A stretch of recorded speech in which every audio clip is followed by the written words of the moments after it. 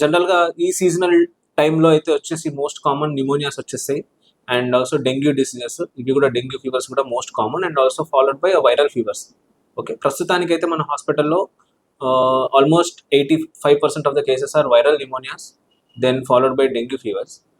జనరల్గా seasonal flus నుంచి ఎలాంటి ప్రివెన్షన్స్ తీసుకోవాలి అంటే గ్రూప్ గ్యాదరింగ్ చేయడం కానీ, ఫంక్షన్స్ అటెండ్ అవ్వడం లాంటిది, లేకపోతే ట్రావెలింగ్ చేయడం లాంటి అప్పుడు we should do self precautions like hand wash చేసుకోవడం, మాస్క్ యూజ్ చేయడం, సెల్ఫ్ ఎవరికైనా సిమ్టమ్స్ ఉంటే వాళ్ళకి దూరంగా ఉండడం లాంటివి చేయాలి. వన్స్ చిన్నపిల్లలకి కోల్డ్ కాఫ్ లాంటివి స్టార్ట్ అయినాయి అంటే డెఫినెట్లీ మీ దగ్గరలో ఉన్న పీడియాట్రిషియన్కి చూపించుకోవాలి అండ్ దానికి సంబంధించిన మెడిసిన్స్ అండ్ ట్రీట్మెంట్ తీసుకోవాలి.